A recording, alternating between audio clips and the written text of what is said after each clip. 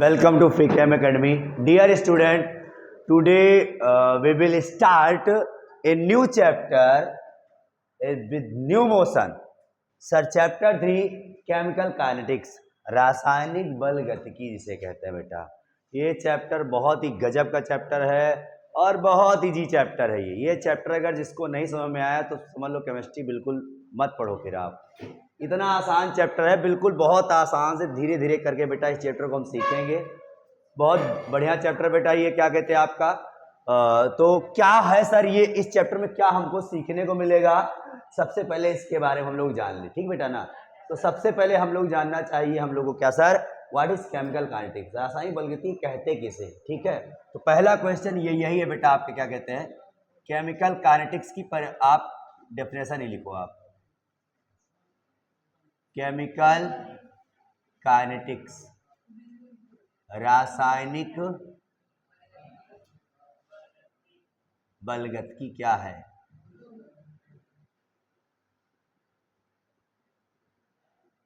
ध्यान रखो बेटा।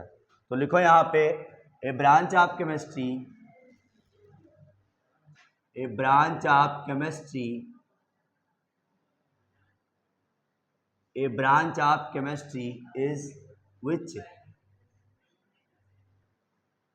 deals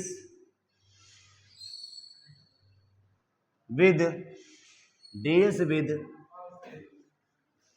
rate of रिएक्शन, या ब्रैकेट में बेटा लिख दो आप स्पीड के बारे में, वेलोसिटी के बारे में। आप कुछ भी किसी भी रिएक्शन का सर रेट हो या वेलोसिटी हो, स्पीड हो, उन सब के बारे में सर डील करता है। And it's dependencies on concentration,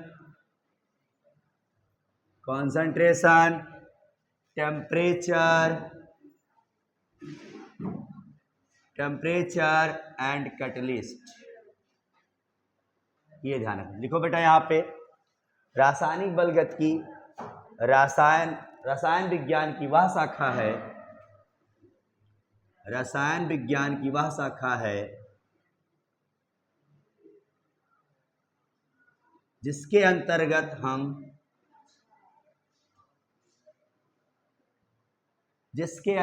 हम रासायनिक अभिक्रियाओं के, जिसके अंतर्गत हम रासायनिक अभिक्रियाओं के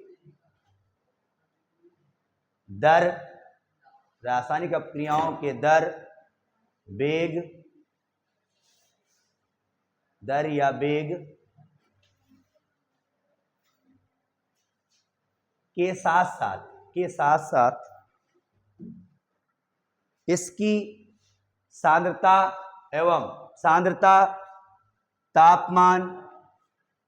तापमान एवं उत्प्रेरक पर निर्भरता का अध्ययन करते हैं। मतलब सर क्या है यहाँ पर कि केमिस्ट्री है बेटा, ध्यान रखना यहाँ पे, ये एक ऐसी केमिस्ट्री की ब्रांच है जिसके अंतर्गत बेटा हम लोग किसी भी रासायनिक अपक्रिया, किसी भी केमिकल रिएक्शन के रेट के बारे में बात करेंगे हम लोग। उसका रेट क्या होता है, उसकी वेलोसिटी क्या होती है, उसकी स्पीड क्या होती है, सर वो रिएक्शन कितनी देर में हो जाती है, वो रिएक्शन कितनी देर में हो जाएगी। कोई भी रिएक्शन हो रही sir, how many times taken by this reaction to complete, कितना समय उस रिएक्शन को कंप्लीट होने में लिया जा रहा है। कोई विदिन सेकंड हो जाता है, कोई घंटों लग जाते हैं, कोई 2-4 दिन लगता है, कोई 10-12 दिन चला जाता है। इन सब के बारे में बेटा अध्ययन कराएगा। और ये जो रेट ऑफ रिएक्शन है ये बेटा कॉन्सेंट्रेशन मतलब सांद्रता पर, तापमान पर और उत्प्रेरक पर, ये 3 चीज पे निर्भर करेगा कि सांद्रता सर बढ़ा देंगे किसी रिएक्शन में, किसी चीज का जो हम ले रहे हैं अभिकारक वगैरह, उस पर क्या फिर इफेक्ट पड़ेगा। टेम्परेचर बढ़ा देंगे तो क्या प्रभाव पड़ेगा, कैटलिस्ट कोई डाल देंगे तो क्या प्रभाव पड़ जाएगा उसके रेट ऑफ रिएक्शन पर, यानी सर उसके दर पर, अभिक्रिया की दर पर, अभिक्रिया की वेग पर क्या क्या निर्भरता होगी, यानी क्या क्या मतलब सर मेन आपका क्या है, ध्यान दो बेटा यहाँ पे। सर पूरे चैप्टर में हम क्या पढ़ेंगे सर, यहाँ पर रेट ऑफ रिएक्शन। सर अभिक्रिया की दर पढ़ेंगे। क्या पढ़ेंगे सर इसमें हम लोग? अभिक्रिया की दर पढ़ेंगे हम लोग, ये ध्यान रखना बेटा। अभिक्रिया की दर या सर इसको वेग भी कहते हैं, अभिक्रिया की वेग, अभिक्रिया की दर, ये पढ़ेंगे। और क्या पढ़ेंगे सर? इस अभिक्रिया की वेग का बेटा इसकी निर्भरता पढ़ेंगे। क्या पढ़ेंगे सर इसपे हम? निर्भरता पढ़ेंगे। सर निर्भरता किस पे डिपेंड करता है? सर किस पे बताओ बेटा? सांद्रता पर, यानी सर कॉन्सेंट्रेशन पर, तापमान पर, यानी टेम्परेचर पर, और सर किस पे पड़ता है बताओ ध्यान से? उत्प्रेरक, मतलब क्या हो गया आपका? कैटलिस्ट पर। इन तीनों पे क्या क्या डिपेंड करता है ये अपक्रिया की दर? पहले अपक्रिया की दर पढ़ेंगे। अपक्रिया की दर के बाद सर ये किस पे निर्भर करता है? सांद्रता पे किस तरीके से निर्भर करता है? इसको घटाने बढ़ाने पे क्या ये घट या बढ़ जाता है? तापमान को घटाने बढ़ाने पे क्या ये घट बढ़ जाता है? उत्प्रेरक को डालने पे क्या ये बढ़ जाता है या घट जाता है? ये सारी चीजें हम देखने वाले हैं, ठीक बेटा ना, ये ध्यान रखना। तो अब हम बेटा ऑल ओवर किसी भी केमिकल रिएक्शन का हम केमिस्ट्री का एक हम एस्पेक्ट डिस्कस करेंगे। सर कोई भी केमिकल रिएक्शन अगर अकर होती है तो उसमें सबसे बड़ा रोल किसका होता है? कोई भी रिएक्शन बेटा, अगर कोई रिएक्शन होना है या नहीं होना है, उस रिएक्शन की फिजिबिलिटी को कौन मेजर करता है? ये सबसे बड़ी बात। तीन एस्पेक्ट की बात हम करें किसी केमिकल रिएक्शन के लिए।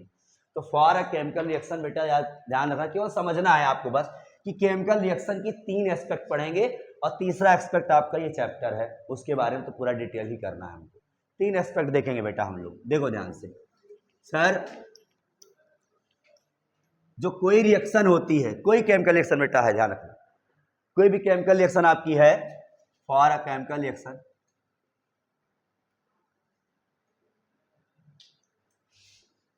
किसी रासायनिक अपक्रिया के लिए, किसी रासायनिक अपक्रिया के लिए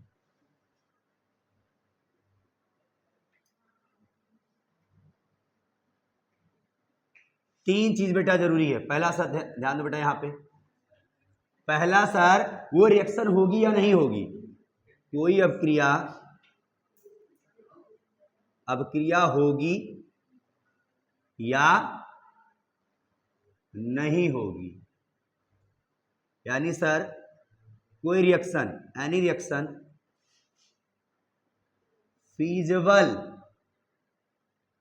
फीजिबल होगा या फीजिबल अकर और नॉट अकर, या फिजिबिलिटी लिख लो यहां पर,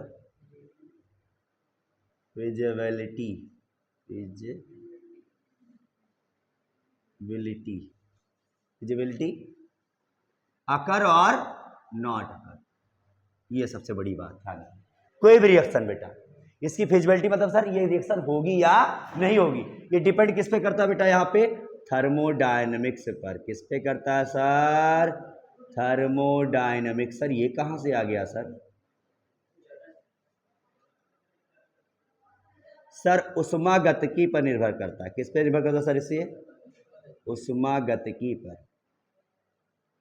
कोई भी रिएक्शन होना है नहीं होना तो कौन बताता है? ये उष्मागतिकी बताता है बेटा, थर्मोडायनेमिक्स बताता है। थर्मोडायनेमिक्स में सर एक आपको आता है एस्पेक्ट, अभी आप पिछले चैप्टर में पढ़े भी हो बेटा, Gibbs free energy, delta G.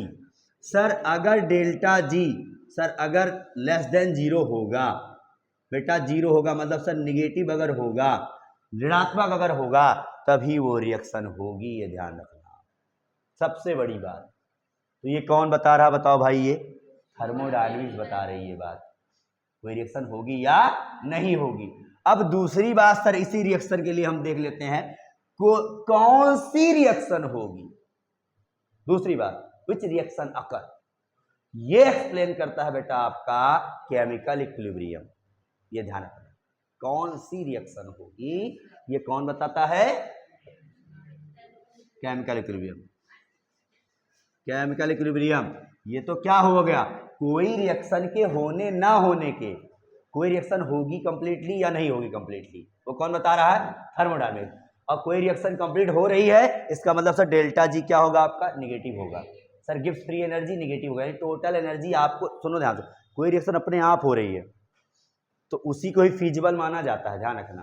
किसी रिएक्शन को आपको एक्स्ट्रा फोर्स देना पड़े, एक्स्ट्रा एनर्जी देना पड़े, तब वो रिएक्शन करे तो वो फीजिबल नहीं कहा जाता उसको। ये ध्यान रखना, ठीक है बेटा ना। तो यहाँ फीजिबल का मतलब क्या होता है सर, जो अपने आप जो रिएक्शन हो रही हो, वो रिएक्शन होगी या नहीं होगी, वो कौन बताता है कि डेल्टा जी निगेटिव होगा थर्मोडायनेमिक्स बेटा, तो हम मान लेंगे वो रिएक्शन होगी। उस रिएक्शन के लिए अगर डेल्टा जी निगेटिव है किसी रिएक्शन के लिए तो यस दिस रिएक्शन अकर। सबसे बड़े सर उन कई सारी रिएक्शन है हमारे पास में, उन रिएक्शन में कौन सी रिएक्शन होगी, किस रिएक्शन का चयन करेंगे आप, ठीक बेटा ना। तो किस रिएक्शन, विच रिएक्शन अकर या प्रोसीड, विच रिएक्शन प्रोसीड ऐसा लिखो आप, कौन सी रिएक्शन आगे बढ़ेगी, कौन सी रिएक्शन प्रोसीड करेगी, ठीक बेटा ना, विच रिएक्शन प्रोसीड। तो ये कौन बताता बेटा, एक्सप्लेन बाई या determine by chemical equilibrium, chemical equilibrium. ये ध्यान रखना कितने एक्सटेंट तक होगी, कितने एक्सटेंट तक, ध्यान रखना बेटा। यहाँ पे लिख लो, यहाँ पे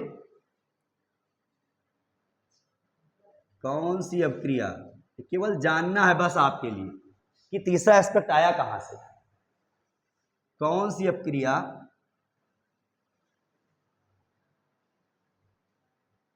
अग्र दिशा में होगी, अग्र दिशा में या फिर आगे बस दिशा में होगी, लिख लो ऐसे। कौन सी रिएक्शन फॉरवर्ड डायरेक्शन में होगी या बैकवर्ड में भी हो कह सकते हैं आप, कौन सी रिएक्शन जा रही है, आगे जा रही है, तो सर वो कौन बताएगा, केमिकल इक्विलिब्रियम बताता है, ये ध्यान रखना, ठीक है बेटा। जैसे मतलब रासायनिक साम्य अवस्था बताता है, कौन बताता है बेटा, ये रासायनिक साम्य अवस्था बताता है,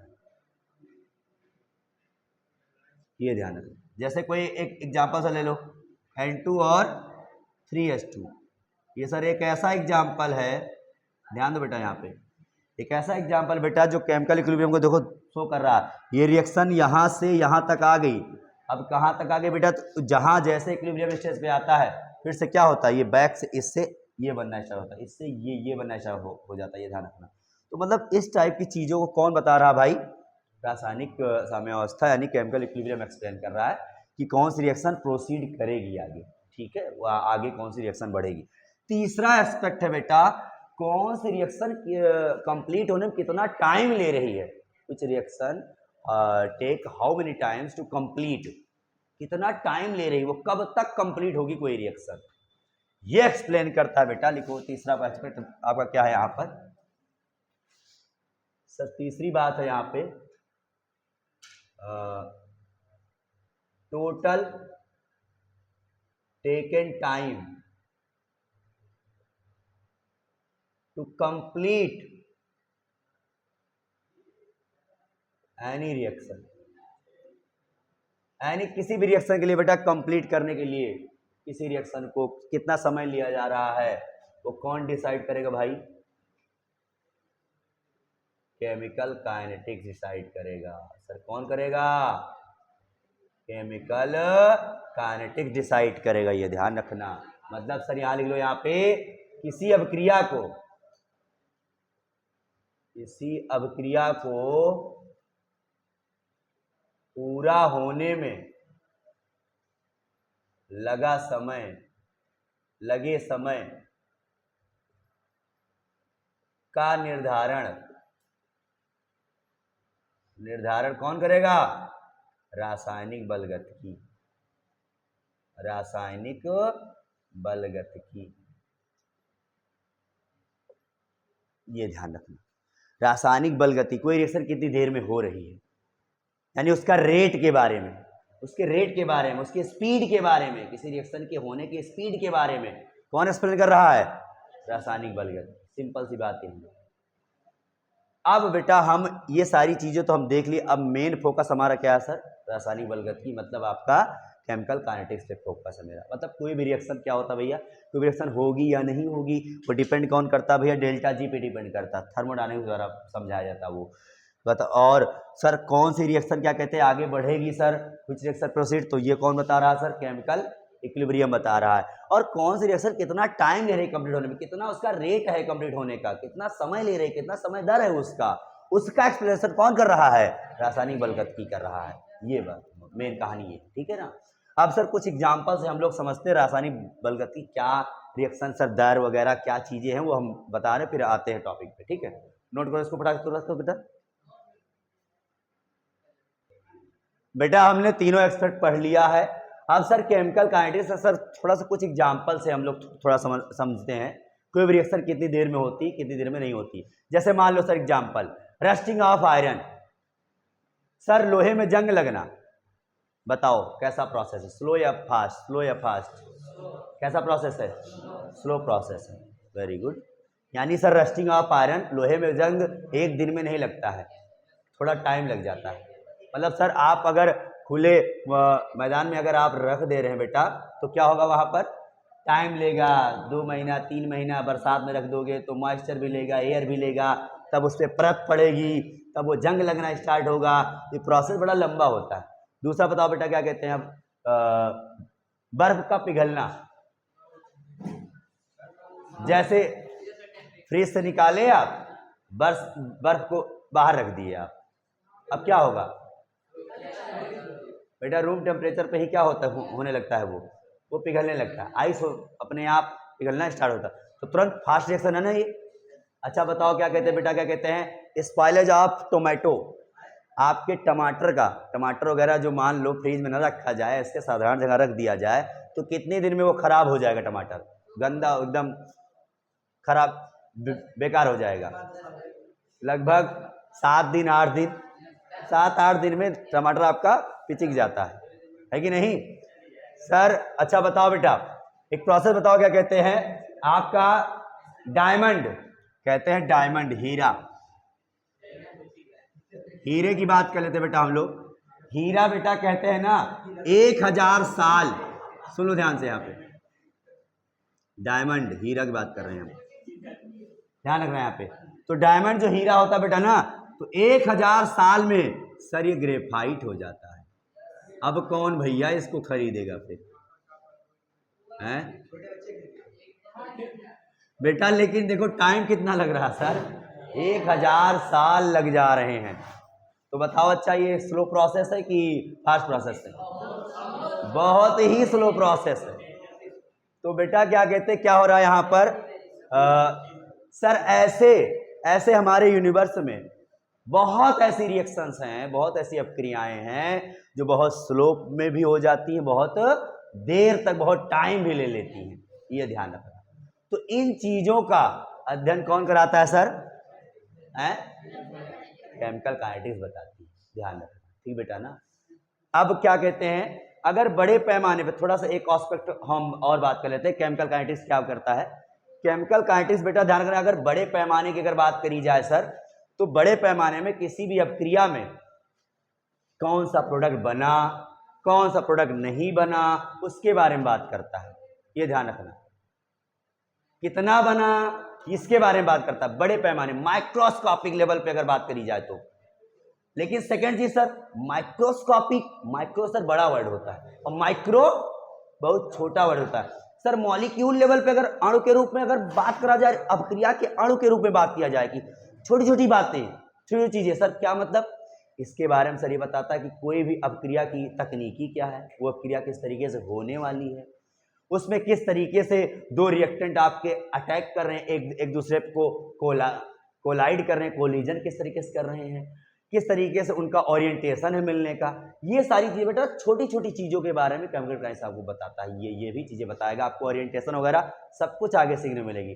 तो एक बड़ा पैमाना, एक छोटा पैमाना, दोनों पैमानों की बात ये किसी अपक्रिया के बारे में ये करता है केमिकल काइनेटिक्स, ठीक बेटा ना। तो सबसे पहला टॉपिक बेटा आपको पढ़ने को क्या मिलेगा यहाँ पे कि किसी भी अपक्रिया का अपक्रिया दर, सबसे पहला टॉपिक लिखो बेटा यहाँ पे, रेट ऑफ रिएक्शन, एक केमिकल रिएक्शन।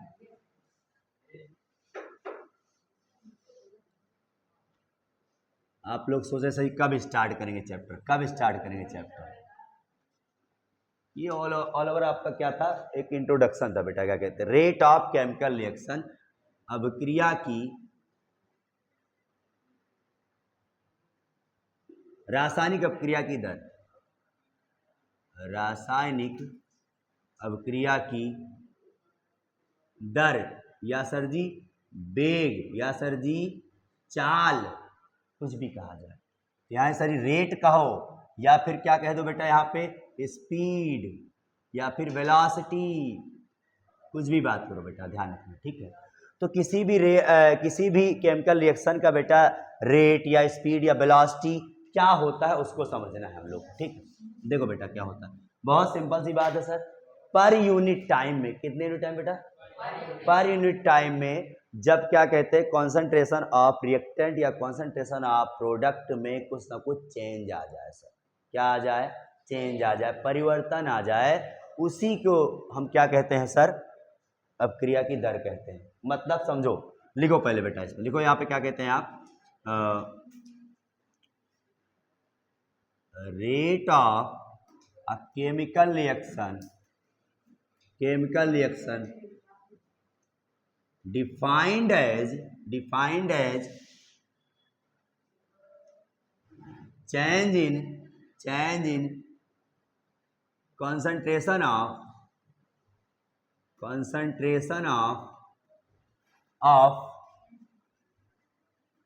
reactant या फिर सर प्रोडक्ट, रिएक्टेंट या फिर sir product in per unit time, per unit time, ध्यान रखना बेटा। तो बेटा लिखो क्या कहते हैं आप, किसी अपक्रिया की रासायनिक अपक्रिया, किसी रासायनिक अपक्रिया कह सके हो, किसी रासायनिक अपक्रिया की अपक्रिया दर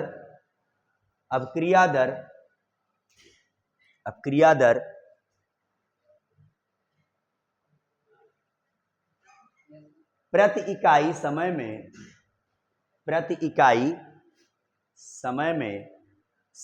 में अभिकारक व उत्पाद की सांद्रता में हुए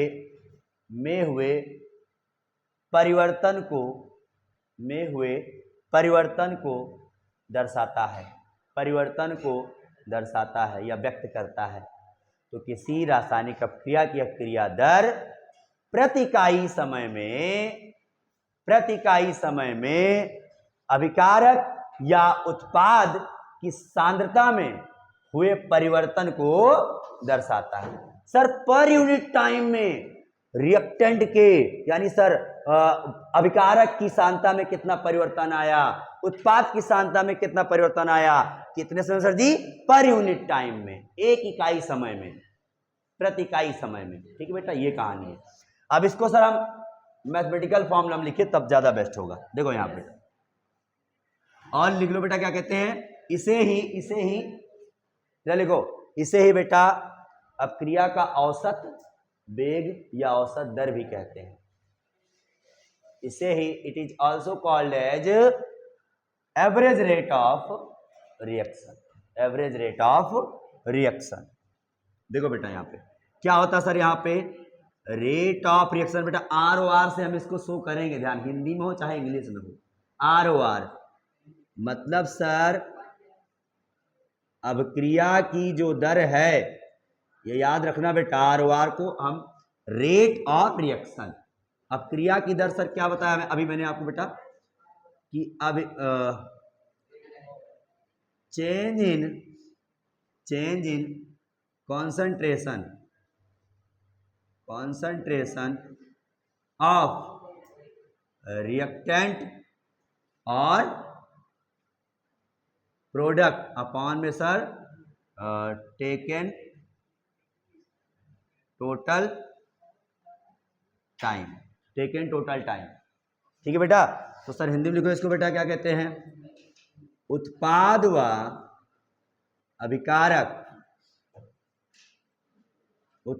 अभिकारक की सांद्रता में परिवर्तन अपॉन में लिया गया कुल समय,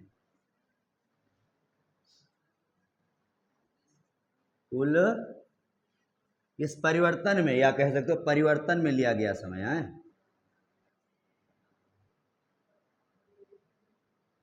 परिवर्तन में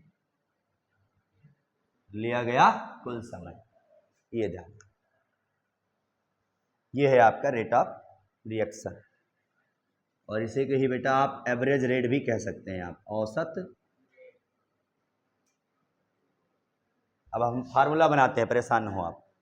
अब एक बार सर हम प्रोडक्ट के फॉर्म में देखेंगे, एक बार हम रिएक्टेंट के फॉर्म में देखेंगे, उसके बाद फिर हम अकुमुलेट कर देंगे दोनों को।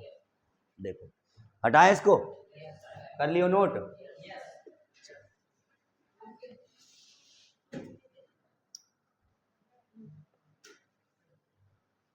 देखो बेटा यहाँ पे रेट ऑफ रिएक्शन जो होता है बेटा, ध्यान दो यहाँ पे सर, रेट ऑफ रिएक्शन जो होता है आपका, यानी सर ROR जो होता है बेटा आपका ना, देखो ध्यान से यहाँ पे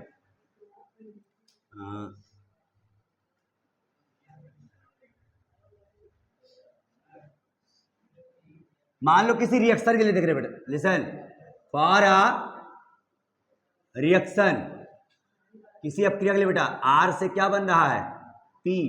R क्या है आपका बेटा, रिएक्टेंट होता है। इधर वाला क्या होता है, अभिकारक होता है। उधर क्या होता है बताओ, उत्पाद होता है। इतनी बात पता है ना आपको।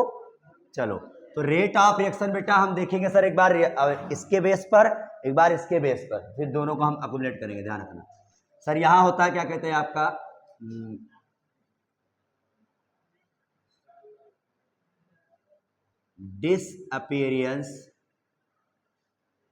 disappearance of concentration in concentration, disappearance rate लिख सकते हैं हम लोग ऐसे, disappearance rate in concentration of reactant। Reactant मतलब सर R की बात कर रहा है ये, मतलब क्या कहते हैं, यहां कह सकते हैं हम लोग बेटा, क्या कहते हैं कि अभिकारक की सांद्रता में ह्रास होने की दर, ह्रास होने की दर, ह्रास होने की दर, ह्रास जानते हो ना, ह्रास कमी आना, कमी होने की दर या ह्रास होने की दर, वही बात, शुद्ध भाषा आपकी ह्रास है। ठीक, ध्यान रखना बेटा यहाँ पे। तो सर इसको कैसे डिफाइन, कैसे ध्यान दो बेटा यहाँ पे सर, डेल्टा R अपॉन में डेल्टा T हो जाता है यहाँ पर। ठीक बेटा, ये ध्यान रखना मेन चीज। सर यहाँ ध्यान दो बेटा, यहाँ पे डिसअपीयरेंस वाले केस में क्या होता है, यहाँ माइनस होता है। अभी हम बताएंगे क्यों होता है। R2 माइनस R1, और इधर सर क्या हो जाएगा, T2 माइनस T1। ये ध्यान रखना, बताएंगे, परेशान ना हो अभी आप, इतना करो अभी आप। ठीक, अब सर एक बार हम प्रोडक्ट के फॉर्म में लिखेंगे हम लोग सर, ROR बराबर सर अपीयरेंस रेट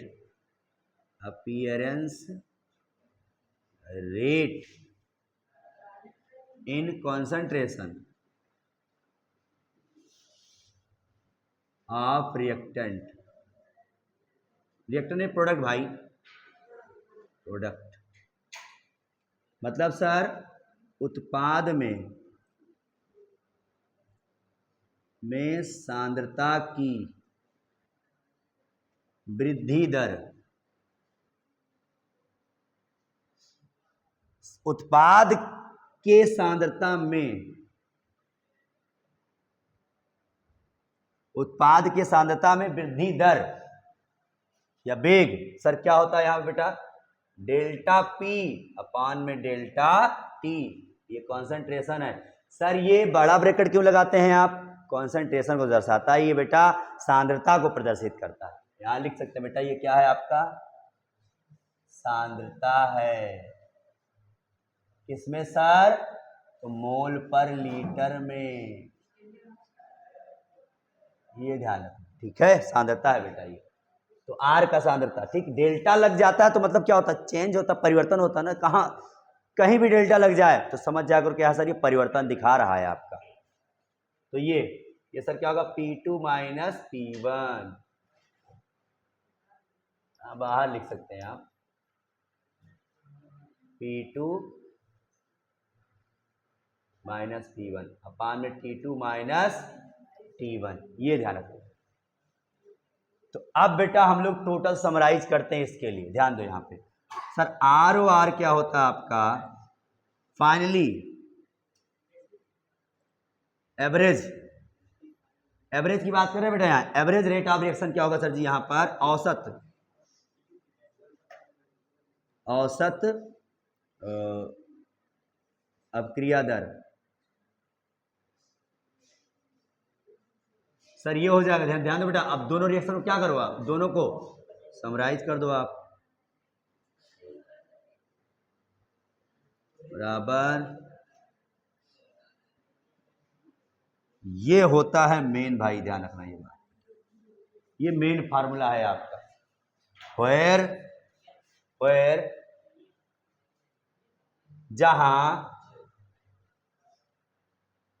जहां डेल्टा आर आप जान ही रहे हो बेटा क्या है सर, R2 माइनस R1 है,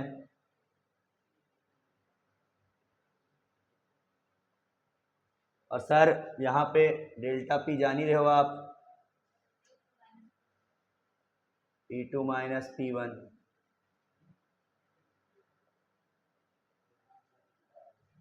और डेल्टा टी अच्छे से पता है आपको, T2 माइनस T1।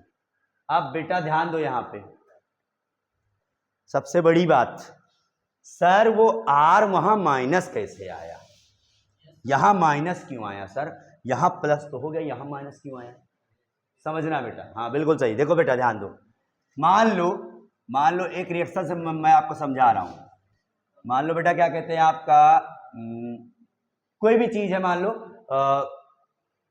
ऐसा जान लो आप कि आपके पास में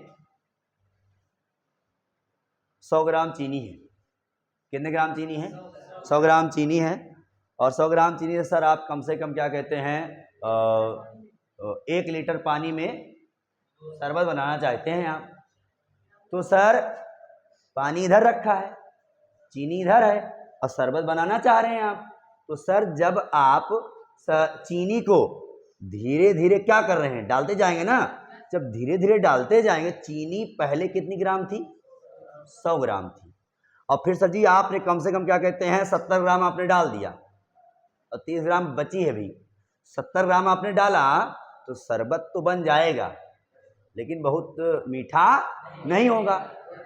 मान लो 30 ग्राम तो चुरा ले हो, बचा ले हो 30 ग्राम, ठीक है। अब बेटा क्या कहते हैं सर, वो कितना परिवर्तन आया, अब बताओ हमें, ध्यान दो यहां पे, आपके पास कितना ग्राम था, 100 ग्राम, सर आपने कितना यूज किया, 70 ग्राम, तो सर जी ई का और R1 रहा है, ई का और सर जी R2 रहा है। अब हम डेल्टा निकालते किसी चीज का तो कैसे निकालते बताओ, R2 माइनस R1 निकालते हैं, तो R2 माइनस R1 निकालेंगे बेटा, तो 70 माइनस 100 क्या आएगा बताओ, माइनस 30 आएगा ना, आए बोलो, तो यही माइनस ऑलरेडी आएगा ये, तो इसलिए पहले से हमने माइनस लगा दिया ताकि रेट ऑफ रिएक्शन प्लस में आए आपका, आई बात समझ में, क्यों माइनस लगाते हैं, रेट ऑफ रिएक्शन कभी माइनस में हो सकती नहीं है, ये आपको जो वैल्यू देने वाला है वो माइनस में देने वाला है, क्योंकि रिएक्टेंट जो अभिकारक जो होता है बेटा ना, उसी का तो इस्तेमाल करके उत्पाद बनता है आपका, बोलो, उसी का तो उत्पाद बेटा बनता है ना, बताओ। अच्छा ध्यान देना, अब यही कहानी प्रोडक्ट के बारे में, हम शरबत के बारे में बात करते हैं। अब शरबत में पहले कितनी चीनी थी, कुछ नहीं थी, मतलब अरे चीनी आप डालना स्टार्ट किए तो क्या कुछ थी उसमें, कुछ नहीं थी, लेकिन लास्ट में सर कितना हो गई, 70 ग्राम हो गई। तो अब सर जी ध्यान देना बेटा, हम प्रोडक्ट की बात कर रहे हैं, पहले 0 थी, अब 70 हो गई। अब देखो ये P1 था, ये P2 था, P2 में से P1 घटाओ भाई, 70 माइनस 0, 70 आया नहीं आया बताओ, पॉजिटिव में आया नहीं आया, तो यहां माइनस की कोई जरूरत नहीं है। अभिकारक के इस्तेमाल होने से उत्पाद बनता है। अभिकारक में क्या आती है बेटा, कमी आती है, कमी आती, डिक्रीमेंट आता है, तो इसलिए हम क्या लगाते हैं यहाँ पे माइनस ऑलरेडी यूज कर लेते हैं। सिंपल सी बात है, किसी अपक्रिया के दौरान अभिकारक में कमी आती है, उस अभिकारक की कमी में जब हम अंतर निकालेंगे बेटा तो निगेटिव ऋणात्मक अंतर आएगा, और ऋणात्मक अंतर को हमें पॉजिटिव बनाने के लिए ये सर रेट ऑफ रिएक्शन कभी नेगेटिव नहीं हो सकता, इसलिए यहां हम क्या लगाते हैं, माइनस लगाते हैं। समझिए बात को, नोट करो इसको। तो बेटा क्या कहते हैं, ये फाइनल फॉर्मूला आपको याद रखना है। आर ओ आर क्या होता है आपका, delta R minus P upon delta T और delta P upon delta T, ये आपको फाइनल रखना है। बाकी इस पे बेस्ड हम आपको कल न्यूमेरिकल भी कराएंगे, इसका ग्राफ भी देखेंगे। बाकी भाई साहब पढ़ते रहो, नोट्स बनाते रहो। न्यू चैप्टर में आपका स्वागत है अच्छे तरीके से। आप अब जो छूट गया है अब नहीं छोड़ना है, तो भाई चैनल बने रहो, लाइक सब्सक्राइब जरूर करना।